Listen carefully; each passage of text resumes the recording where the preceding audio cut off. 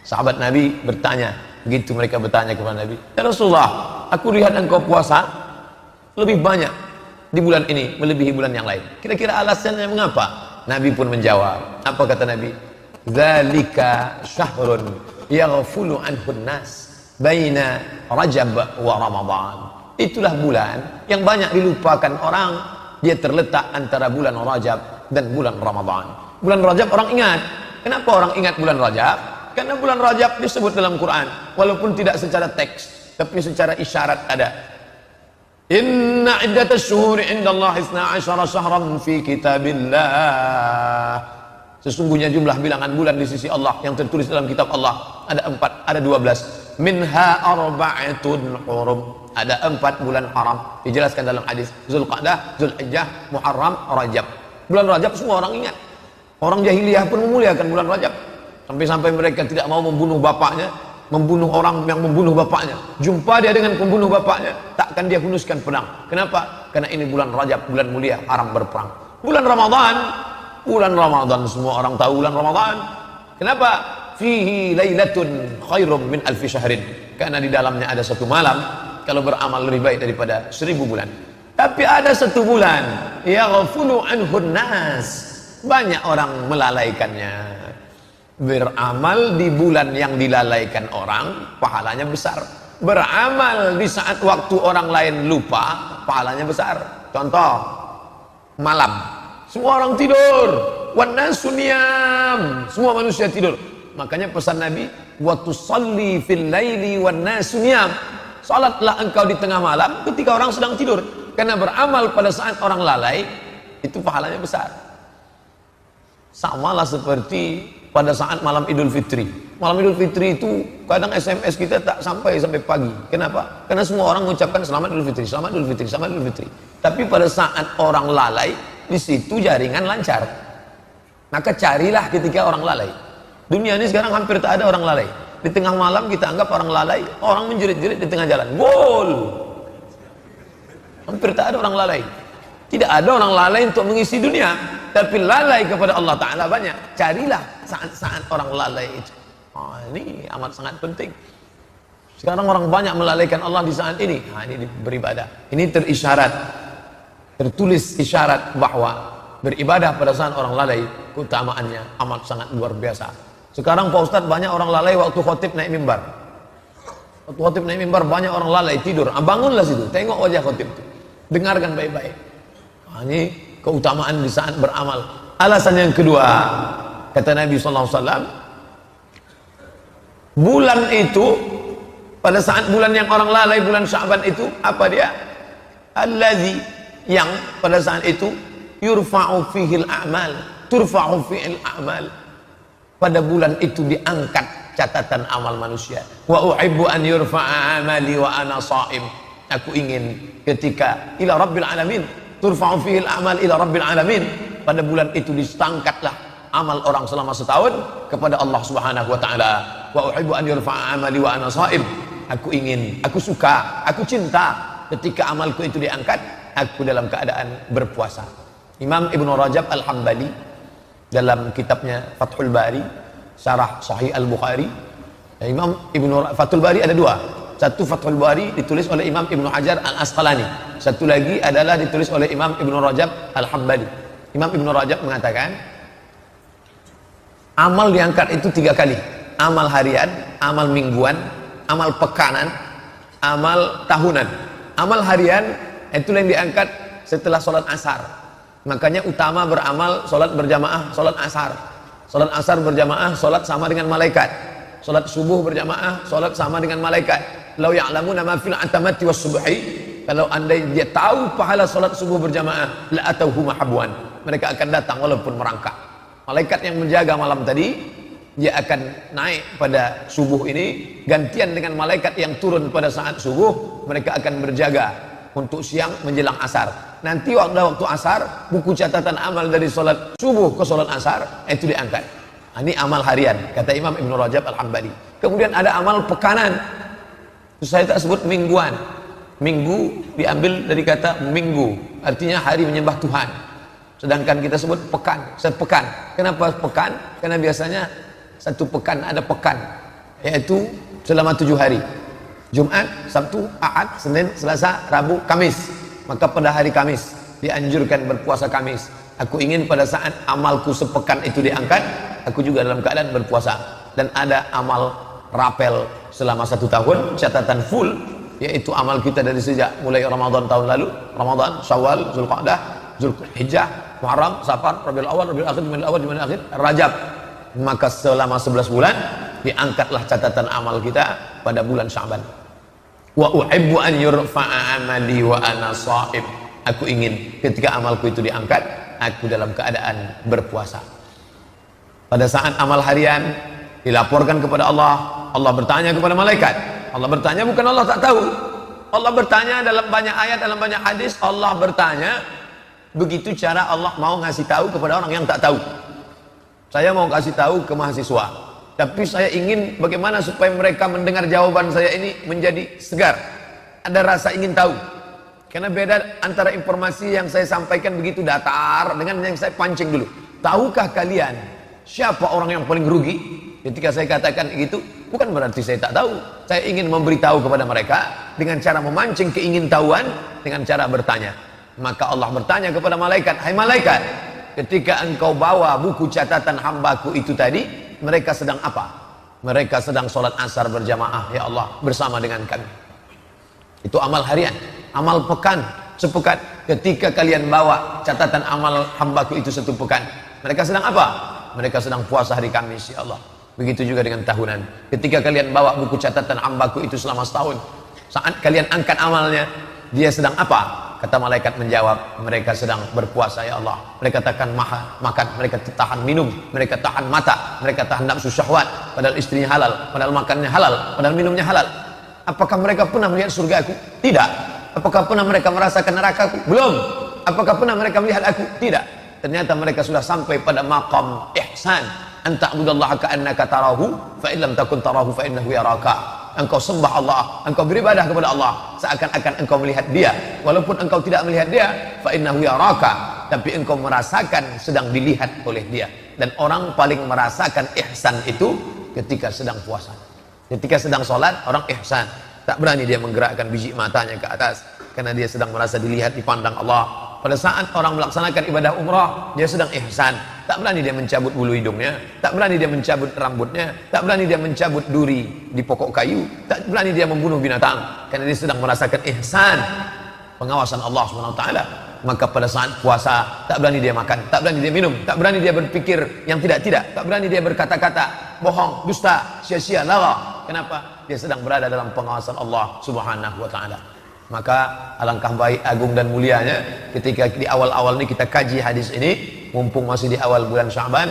Maka hadis ini yang kita kaji diriwayatkan oleh Imam An-Nasai dalam kitab Sunan, diriwayatkan oleh Imam An-Nasai. Status hadis hadisun hasan, hadis hasan. Di sisi lain, hadis ini juga memberikan kabar gembira bagi ibu-ibu yang banyak hutang puasa di tahun lalu.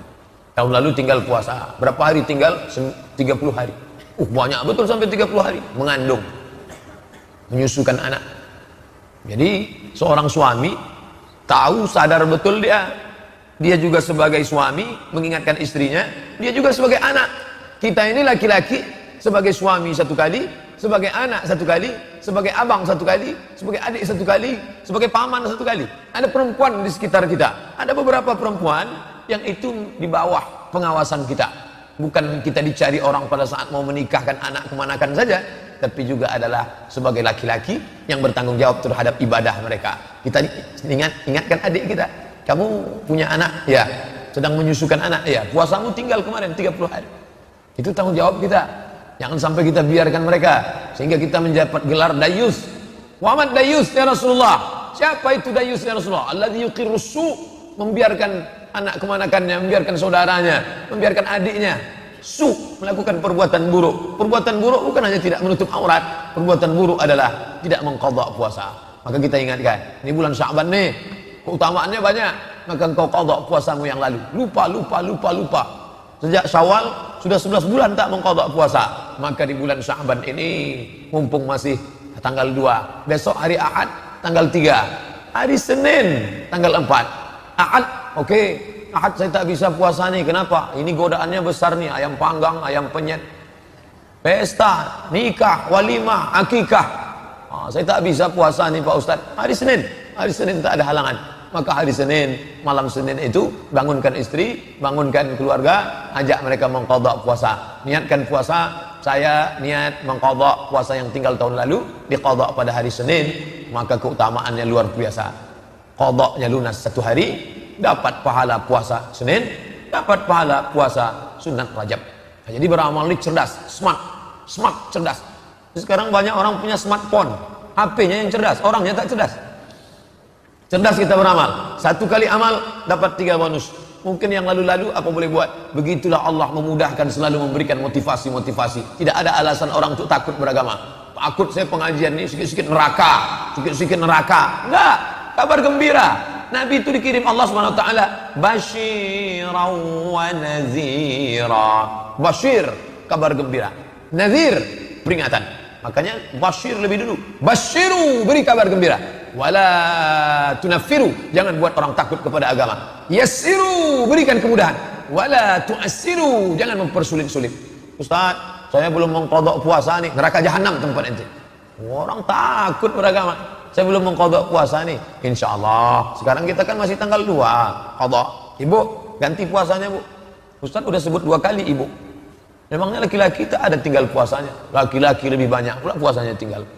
Sejak kapan dia meninggalkan puasa? Kalau si ibu kemarin meninggalkan puasa sejak hamil 30 hari, menyusukan 30 hari, menyusukan tahun kedua 30 hari. Si bapak rupanya tak puasa sejak akil balik.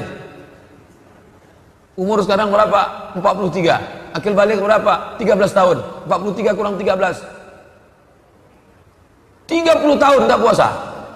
1 tahun 30 hari, 30 tahun 3 kali 3 900 hari tak puasa. Oleh sebab itu qadha, gantilah ini. Jangan disangka taubat selesai. Usolli sunat taubat rakaataini lillahi ta'ala. Puasa tinggal selesai. Ustaz Somad tu macam tak pernah aja tinggal puasanya. Dulu pernah. Sedang puasa saya, datang kawan saya bawa soto Medan. Ayo lamat makan kita, kata dia. Waktu itu masih sekolah. Akhirnya batal puasa, tapi udah saya ganti dah. Yang lalu-lalu itu diingat. Qadha. Oleh sebab itu, maka mungkin kita masa lalu pernah meninggalkan puasa, maka kita qadha. Faman kana minkum maridan, siapa yang sakit, au ala safarin, atau musafir, itu juga diganti. Fa iddatum min ayyamin ukhar, ganti di hari yang lain. Oh berat ini Pak Ustaz. Islamnya agama berat ini Pak Ustaz. Dia tidak berat. Dia ingin kita sehat. Qadha saja istiqamah. Senin Kamis, 8 hari dalam sebulan. Senin Kamis, 8. 10 bulan, 80 hari. Tambah Rajab, tambah Sya'ban full. Maka bisa dia setahun itu 100 hari. Bisa lunas puasanya. 1 tahun 100 hari. 9 tahun 900 hari. Orang yang tak puasa selama 30 tahun pun bisa lunas. Badan sehat. Ternyata makanan yang kita makan itu semuanya mengandung racun. Makan apel tidak busuk, tidak dimakan ulat. Dibelah, tak ulat. Coba jambu air di belakang rumah kita belah, berulat. Kenapa apel tak berulat? Karena disemprot pestisida, racun. Padi, dulu padi dimakan wereng. Kenapa padi sekarang gemuk-gemuk, berasnya enak? Rupanya padi pun bercampur racun pestisida, menggumpal di dalam darah, menjadi cancer, C-A-N-C-E-R, cancer kata orang barat. Orang kita payah nyebut cancer. Kenapa Pak Pulang? Kanker. Nah, ini apa obatnya? Ternyata orang barat sudah menemukan obatnya, namanya terapi. Mereka takut makan obat, efek samping. Dimakan ini muncul penyakit lain. Maka mereka temukan terapi dengan cara menahan makan. Mereka tak tahu puasa. Mereka sebut dengan fasting terapi. Fasting, tak makan berat. Tak makan gandum, tak makan roti, tak minum susu. Pokoknya yang makan berat mereka tinggalkan. Selama berapa hari? 8 hari dalam sebulan. Dengan demikian, maka tubuh itu sendiri yang akan memakan racun-racun yang menggumpal di dalam darah, dalam daging, sehingga racun dimakan oleh tubuh. Itu mereka sendiri yang menemukan. Saya ketika ditunjukkan kertas ini ke saya, Ustadz ini ada terapi baru, katanya bagus, tahan makan selama 8 hari dalam sebulan, maka badan kita akan sehat. Subhanallah, Masya Allah. Ternyata Nabi kita sudah mengajarkan itu. Bapak-bapak yang punya banyak hutang puasa di masa lalu, istiqomahlah dengan Senin Kamis. Bagi yang sudah ini makin menguatkannya. Bagi orang beriman tak ada pengaruh. Informasi dari orang kafir itu tidak mempengaruhi amalnya sedikit pun. Hanya sebagai pembanding saja, dia hanya akan tersenyum mendengar cerita ini. Tapi bagi orang yang mula-mula beramal, yang masih mempertanyakan, kalau saya buat ini saya dapat apa? Kalau saya tak buat ini saya dapat. Nah, itu. Jadi masih beramal, Ustaz, pahalanya apa? Efeknya apa? Tapi bagi orang yang sudah sampai pada tingkat ridha Allah, semua itu dia laksanakan untuk mencari ridha Allah. Saya tahu Bapak Ibu berlevel-level, ada yang sudah sampai pada maqam ridha, tapi masih ada lagi pada masa level untuk mencari pahala. Semuanya itu diayomi oleh Islam. Makanya Nabi mengatakan, kalau kamu puasa ini pahalanya ini, kalau melaksanakan sholat ini pahalanya ini, kalau ibadah ini pahalanya ini. Artinya apa? Islam mengayomi semua level. Tapi bagi orang-orang, saya tidak lagi beramal untuk ingin ini Pak Ustaz, saya hanya ingin beramal ilahi anta maqsudi wa ridhaka matlubi. Semuanya terayomi dalam Islam, karena manusia itu sama macam jari jemari, ada yang level tinggi, ada yang sedang, ada yang rendah. Nah, apapun level kita, semua kita adalah hamba Allah yang merendahkan diri, mendekatkan diri kepada Allah. Salah satu ibadah utama adalah ibadah puasa. Sampai-sampai dikatakan Allah akan menjauhkan dia beratus musim. Satu tahun ada 4 musim. Musim saif, musim panas, musim syita, musim dingin, musim kharif, musim gugur, musim rabi', musim bunga. Maka orang yang berpuasa, Allah sudah menjauhkan dia dari sekian puluh musim, bertahun-tahun dari neraka jahanam. Bahkan di antara husnul khatimah, mati dalam keadaan melaksanakan puasa. Pak Fulan meninggal kenapa? Meninggal dia sakit Pak Ustaz, tapi kemudian dia rajin puasa sunat, meninggal dia. Meninggalnya bukan karena puasa itu. Jangan pula dibalik, kamu jangan puasa sunat, Pak Anu kemarin meninggal gara-gara puasa, itulah dia mati. Enggak, Allah ingin dia mati dalam keadaan husnul khatimah, dalam keadaan pengawasan Allah, kering bibirnya, kering lidahnya, karena basah berzikir mengingat Allah, dan dia mati dalam menghadap Allah dalam keadaan berpuasa. Beberapa hari ini kita dikejutkan dengan beberapa video yang di-share, meninggal dalam keadaan membaca Al-Quran. Masya Allah, berapa banyak orang ingin, ya Allah, matikanlah kami dalam keadaan membaca Al-Quran, membaca surat Tabarak. Tabarakalladzi biyadihil mulku wa huwa ala kulli syai'in qadir, alladzi khalaqal mauta, dia yang menciptakan mati, wal hayata, dia yang menciptakan hidup, liyabluwakum ayyukum ahsanu amala. Meninggal pas dapat ayat itu. Masya Allah, keagungan yang diberikan Allah. Engkau adalah orang yang menemukan makam keutamaanmu pada ayat terakhir yang kau baca, liyabluwakum ayyukum ahsanu amala. Allah menguji, dibuatnya kau hidup sampai tanggal 2 Sya'ban ini karena Allah ingin melihat apa amal yang terbaik yang kau lakukan. 1, 2, 3, 4, 5, 6, 7, 8, 9, 10, 11, 12, 13, 14. Indah Rajab tahun Sya'ban tahun ini, tanggal 14-nya pas hari Jumat. Satunya hari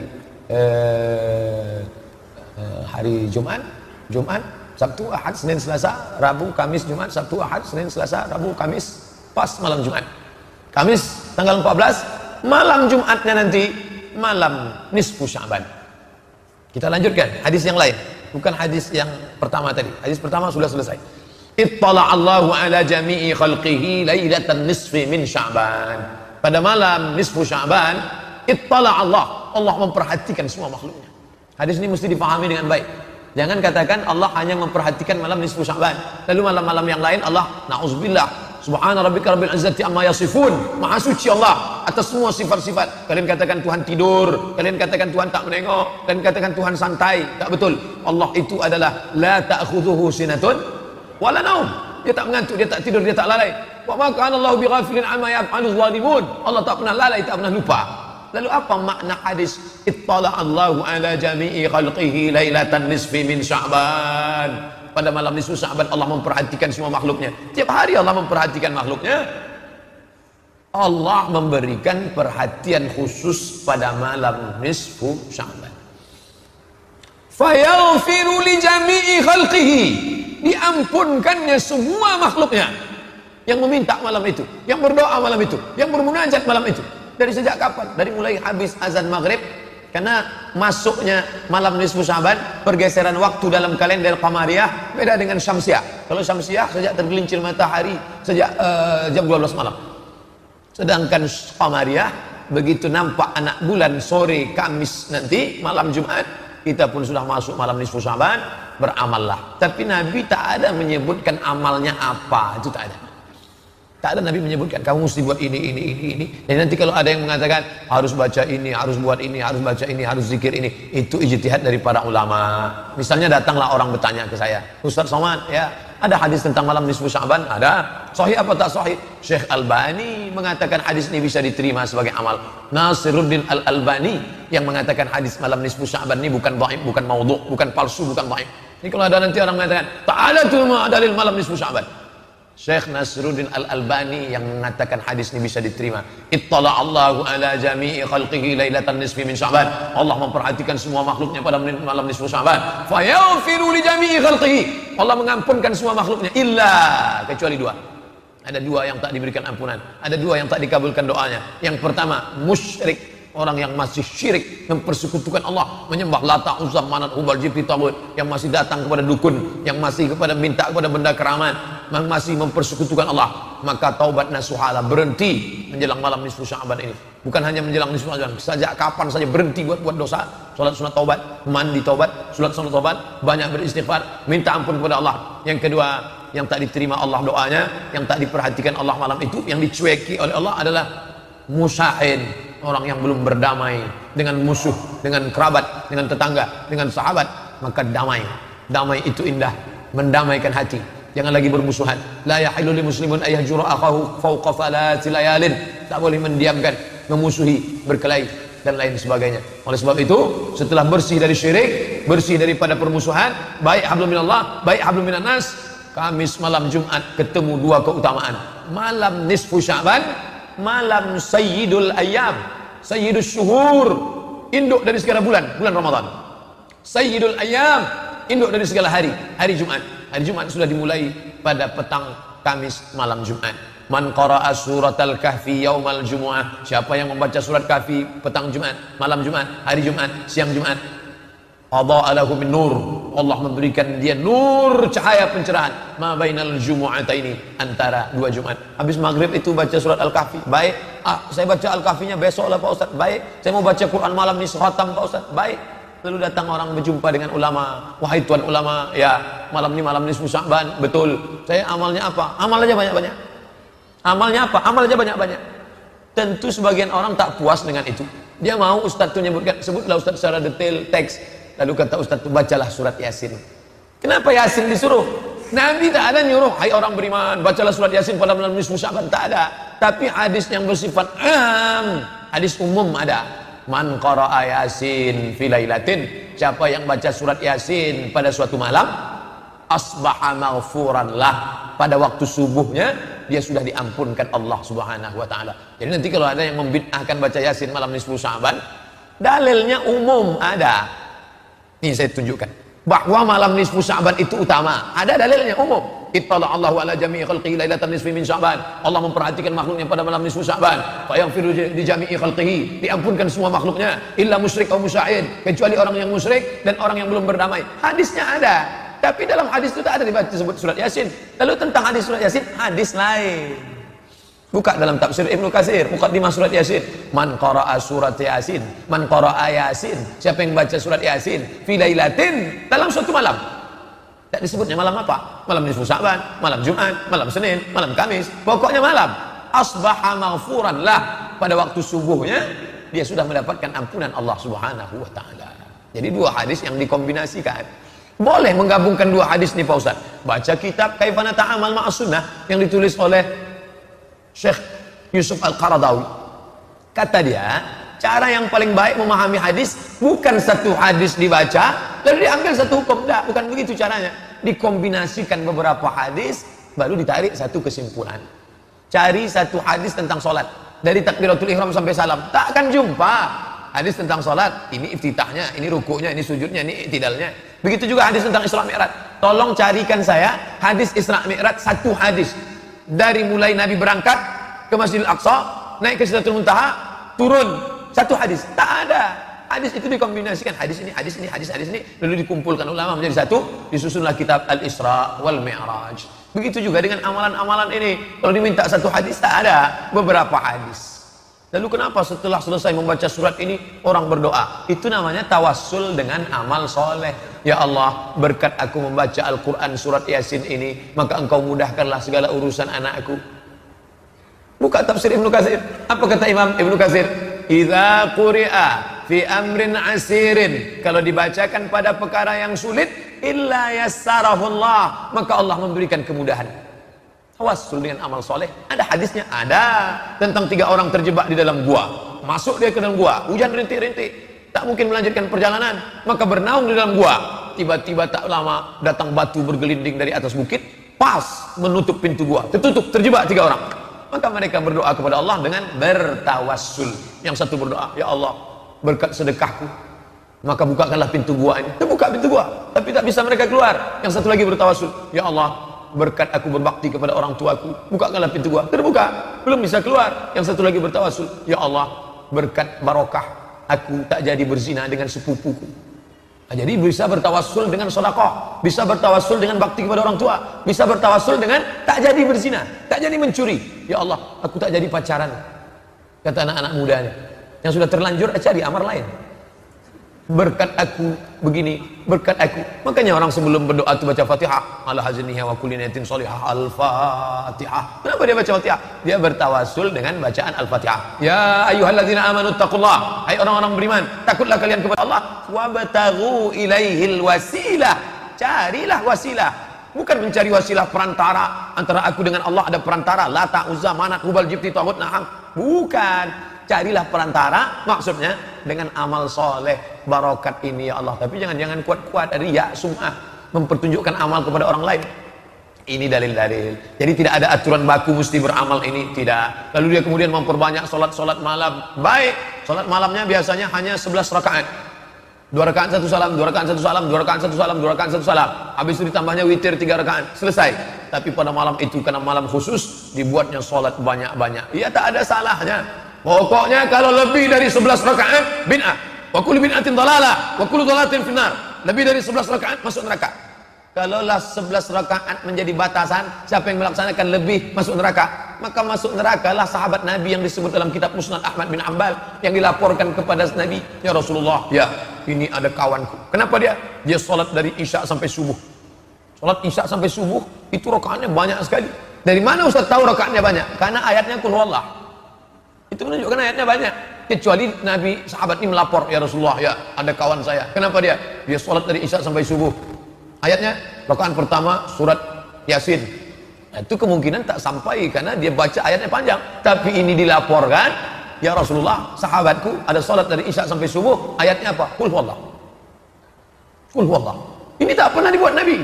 Maka sahabat ini heran, kenapa kawanku ini ayatnya Qul huwallah terus dilaporkannya kepada Nabi. Lalu apa kata Nabi? Dia anggap Nabi marah. Itu adalah perbuatan bid'ah. Aku tak pernah mengajarkan salat Isya dari Isya sampai subuh. Aku tak pernah mengajarkan ayatnya Qul huwallah, Qul huwallah, Qul huwallah, Qul huwallah.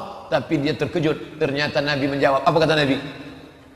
Innaha la ta'dilu sulusal Qur'an. Sesungguhnya surat Al-Ikhlas Qul huwallah itu kalau dibaca 1 kali sama dengan sepertiga Al-Quran. Apa yang ingin Nabi sampaikan? Sahabatmu yang membaca Qul huwallah itu sudah menghatamkan Al-Quran beberapa kali dalam salatnya seperti 1/3, 1/3, 1/3, 3 kali sama dengan sekhatam. Maka bagi yang selamanya ayatnya Qul huwallah, makin yakinlah dia dengan ini.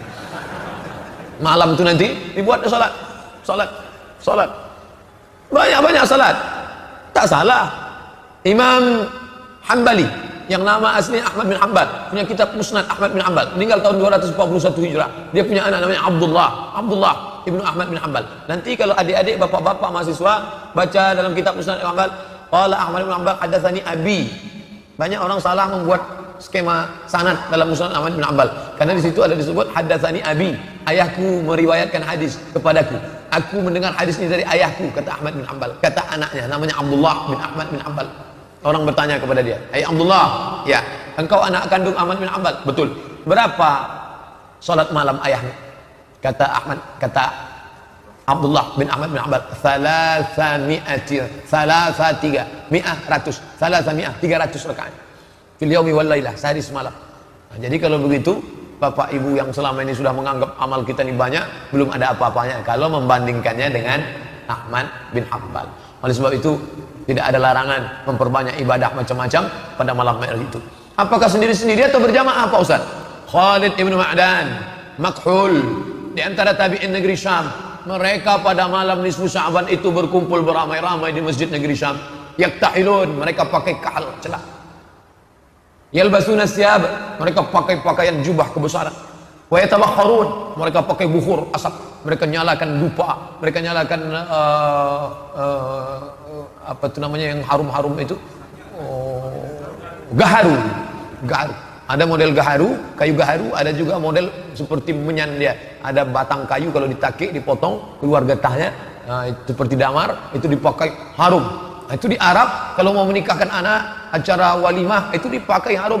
Makanya habaib kalau datang waktu acara Habib Syekh kemarin dibakar, disangka orang yang tak tahu sedang manggil jin. Itu parfum Arab itu begitu. Maka pada malam nisfu Sya'ban mereka hidupkan kayu gaharu di masjid, harum semerbak, mereka pakai jubah kebesaran, lalu mereka memakai celak, mereka beribadah di masjid beramai-ramai. Itu yang melakukannya siapa? Salaf itu. Maka menghidupkan malam nisfu Sya'ban di masjid, tradisi salaf. Kalau memang betul mengaku salaf, ramai masjid. Hanya saja salaf itu pun berbeda. Salaf Makkah dengan salaf negeri Syam. Jadi kalau ada orang mengatakan kami ini bermanhaj salaf, salaf mana?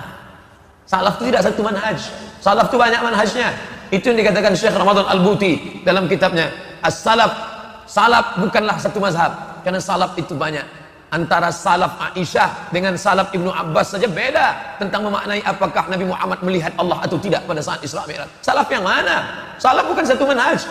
Salaf itu banyak. Makanya saya sebutkan salaf mentakwil ayat-ayat.